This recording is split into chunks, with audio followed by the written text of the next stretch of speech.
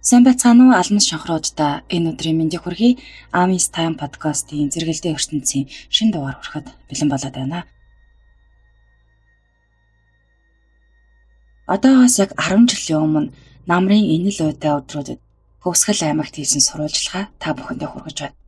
Энэ сурвалжлагад дурддагдсан үйл явдлын талаар өөр сонсч мэдсэн зүйл байвал хуваалцна гэдэгт найдаж байна хэмээн бичсэн байлээ. Уйтай намрын эмгэнэл буюу амьдын хагцал. 1-р бүлэг. Хонио эргүүлээд ирэх замдаа дүүгээ хараас ирээд хөөрч гэж магадгүй гэд нэрээр нь үргэлж дуудаж авсан гин.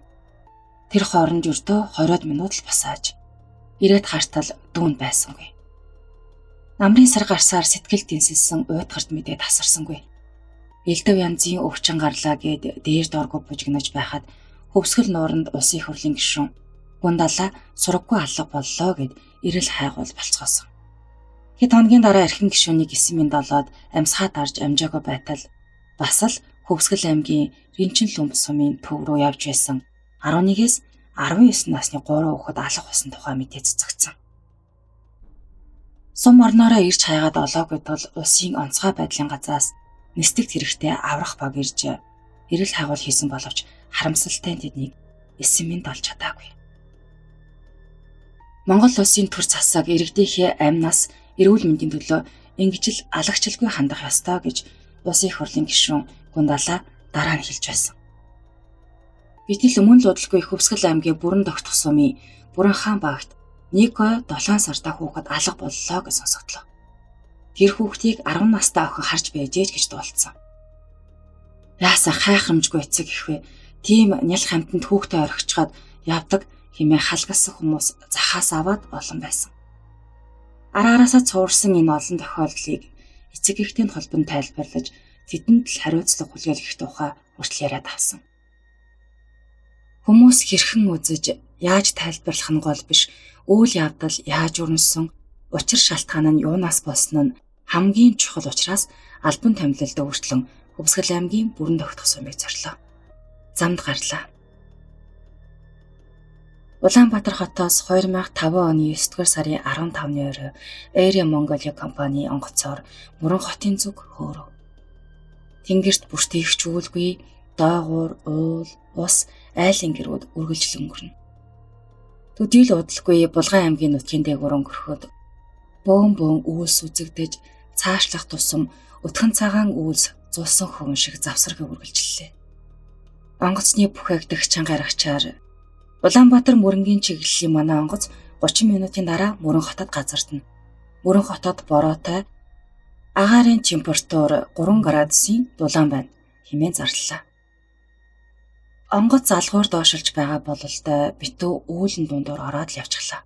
Жижигхэн гэгэвчээр онгоцны далавчнаас өөр зүйл огт харагдахгүй. Сэнсний дүнгөсөн дуул тасралтгүй нийжгэнэ. Онгоц доошилж байдаг. Өтгөн үүлний сугараагүй байдаг. Өнөөх уул толгодоо тойроод явхаа мэдтгэл байгаа даа гэсэн шүү бодол өөр ирэхгүй төрнө. Гэтэл юугүй Мөрөн хотын бараа харагдмагц онгоц маань харцах шуур шиг л огцом доош шумбаад төдөлгүй нислэгийн зурус дээгүүр гүйж эхэллээ. Аргагүй л сайн онгоц юм даа гэсэн бодол төрлөө. Урд нь жаахан л бороо орвол агаар муу байна нислэгийн цаг хойшлоо гэд хүлээлгээд байдгсан. Одоо ч сайхан болж тээ. Мөрөн хотод буухад хүүтэн бороо шивэрч цаанаа л нэг чихүүцэн байлаа. Миний чихүүцэгч яамаа өнөө мөх хүүхэд юу болж байдаг юм бол доо. Дан дээлтэй гарсан юмсан гэж дуунд хүртэл гардаг да. Дан дээлч үгүй даавн цамцтай байсан гэж сонсогдсон юмсан. Уйтай намрын сэрэн өдөр өнөө мөө ээж нь зовд суугаа байх таа гэж бодохоор сэтгэл өнгөрнө. Нэгэнт орой бүрхий болж цаг агаарч тодорхойгүй тул Бүрэн Тогтох сум руу маргааш өглөөрт гарахаар шийдлээ. Өглөө босвол эргэн тойрны уус цасан хүнжилт учигдчих. Хойд талын дулаан уулын орой хүртэл цасан малгай тухтуулсан байна. Зам гудас хайсан засны ус уйлзмэрсэн. Машины дуугүй үй шараваж хоёр тишээ авч итгэн түүхтэй. Хаяа тэргэнд хойлохноо яваагч хэлэхүү жин хөнгөдөж байгаа бололтой. Аймгийн төвөөс баруун тийш гараад 50 орчим километр зам тулаад бүрэн тогтох сумын төвд очлоо. Сумын засаг даргын тамгын газрын дарга Гамболчтой уулзаж зорьсон хэрэгээ хэллээ. Тэрбээр урд нь сумын сургуульд багшилж байсан нутаг орныхоо хүмүүсийг андахгүй сайн мэддэг хүн аж. Гал дээрх анхны зэ. Хөвсгөл аймгийн бүрэн тогтох сумын малчин Эрдэнэ чулууных нэг хүү 6 охинтой өнөр өтгөн айл. Уг нь мал хуй сайтай амьдрал ахуйн тэгшэрсэн сайхан айл байж. Тэр жилийн буюу 2001 оны зууднаар хамаг малаа барж амьдрал нь ээлж доройтож ирсэн тул арга буюу Төв аймгийн Заамар суман дахь дүүгээ бараадаж алт тухаж амьдралаа зогоох хэрэг гарсан байна. Олсон хэд 3 төгрөгөөрөө мал ахуй худалдан авч нутаг орондоо буцаж ирж. Ирээд удаагүй байтал 3 дахь охин юм даваа хүүхэдтэй болж 2004 оны 2 дугаар сарын 7-ны өдөр гал дээр нь анхны зэхүү төржээ. Хүүгийн эцэг гэхээр хүн ч ирсэнгүй. Охноос хинбэ тэр чин гэж асууж шалгаасангүй. Гэтэл 2004 оны улсын хурлын сонгуул болж их хорон ардчлал эвсэл хүүхэд болгонд 10,000 төгрөг өгөхөөр амлалаа. Дараа нь 3,000 төгрөг олж төр засгийн шийдвэр тусгагдсан билээ. Эрдэнэ чулууны хувьд энэ 3,000 төгрөг багтахаар мөнгө биш байлаа. Мал ахуй цөөтэй дээр нь хүүхдүүд нь том болцгосон учраас зарлага, үрлэг, захаас аван бий. Хүүхдийн мөнгө авъя гэтэл насны хувьд 2 хүүхэд нь л тэнцээд байдаг. Цаана нь нэг хүүхэд дутаад байдаг. Нэгэнтэй л нэг гэрт нэг тоогоноос хоол идэж байгаа юм чинь охиныхоо хүүхдийг үрчлээд авъя гэд Эрдэнэ чулуун шийдсэн байна. Ингээд 2005 оны 3 дугаар сарын 11-ний өдөр зэхүүг үрчилж аван Эрдэнэ чулууны буйнд гэсэн нэрээр улсын бүртгүүлэн гэрчлэгийг нь авчээ. Хүүхэд алга болов. Энэ зам малчин Эрдэнэ чулууных бүрэн тогтох сумын зүүхэн талд овооны ар улаан үзүр хэмээх газар зусж байгаад 9-р сар гарангуут нь л охин дүүрэн баяр Нямдаваа нарыг нэг ой 7 сартай өргөмөлхөө. Буянтын хамтаар сумын төвөөс урагшаа 18 км-ийн зайд орших хойд зоо хэмээх аглаг өндөр уулын тагт дах хунхар хэмээх өөрийн отрын газар руу намаржуулахаар хэдэн малтайгаа явуулжээ. Уг газар нь уулын тэгш өндөрлөгт хойд талаар нь оймуудтай, урд ингэр нь ил цагаан, зүүн талдаа гүнзгий хавцалтай, баруун талдаа мудлаг уултай газар юм байна. Жилийн жилдэл энэ хаваар зусч намарчдаг тул Эрдэнэ чулуун хүүхдүүдэд тийш нь явуулахдаа тэгтлээ төвдсөнгүй. Харин бяцхан хөө буянтаа авч үлддэг юм билүү гэж бодсноо айгүй бол мэмэ санах байх гээд ихтэй хамт явуулжээ. Тэд отрын гэртээ ирээд 5-6хан хонож байв. 2005 оны 9-р сарын 6-ны өглөө боллоо. Шөнө нь бороо орж өглөө тэнгэр цэлмэг тунгалаг нартай байсан болохоор сэтгэл сэргэмээр сайхан байж. Ягаад ч юм тэр өглөө Нямдаваад жимсэнд явмаар санагдсан тул урд сайхал дайлын 6 настай охиныг дагуулan өдийн 12 цаг үед ойролцоох зүүн талын жимсд уул руу явахдаа ихч дүүрэн баяртай. Хэрвээ хонио эргүүлэхэр болвол дүүгээ тэрвэрч яваарэ гэд хэлчихэд явж. Модны захраа ороод жимсээ түүж эхэлмэгц Нямдаваад ягаад ч юм гэрлүүгөө яарах сэтгэл төрж эхэлжээ. Авч гарсан саваа жимсээр дүүргэх ягаад ч үгүй болохоор яран түүгээд л байв. Нямдавааг жимсэнд яваад удаагүй байхад дүүрэн баяр гэрийнхээ жижиг дүнзэн байшингийн баруун талын өвлжөөнийхөн баруун хойд талд нь суугаад хажуудаа дүү буянтаа суулгачаад хуучирч муудсан хүрзээ ишлэх санаатай дахир хатаас тэгшилж байв. Гэтэл гэрийн ойролцоо бэлчиж байсан хонь нь арт талын мод руу орчихж. Сандарсан дүүрэн баяр барьж байсан алхаа дүүдөө өгөөд "Чи энэ чулууг цохиж бай" гэд хурц хэрмэгтэй улаан чулуу байруулад хонио эргүүлэхээр мод руу гүйсэн байна. Хоньны төрөвч нь арын модны цаад цахад хүрсэн байж. Хонио эргүүлээд ирэх замдаа дүүгээ араас ирээд төөрч гэж магадгүй гэд нэрээр нь үргэлж дуудаж авсан гэн. Тэр хооронд ердөө 20 минут л босааж. Ирээд хартал дүүн байсангүй. Гэрийнхээ ойр хаваар ирээд олсонгүй. Модроо орчихсан юм болов гэд модроо гүйсэн байна. Бас л байдаггүй. Зүүхэн талд нь байдаг улан баярын руу гүйж очиод "Дүү алга болчихлоо, та ирэлцээд өгөөч" гэвэл ах нь дөнгөж сая орж ирлээ. Эгчтэйгээ хамт яв гэд эхнэрээ хамт явуулж. Тэр хоёр арт талын модны хоёр талаараа орж цаа захт нь хүртэл ирсэн боловч олсонгүй. Энэ үед Уланбаяр хамгийн сүүл буянтын сууж байсан гих газрын ойролцоо очиж хүүхдийн мөр хайж хэрв урагшаа явсан бол ил цагаан газарт заавал мэддэг учиртай. Модроо орсноос зайлахгүй гэж бодоод өвөлжөөний арт талын өтөг бууцтай хар шороон талбай дээгүүр мөр хайсан боловч олсонгүй.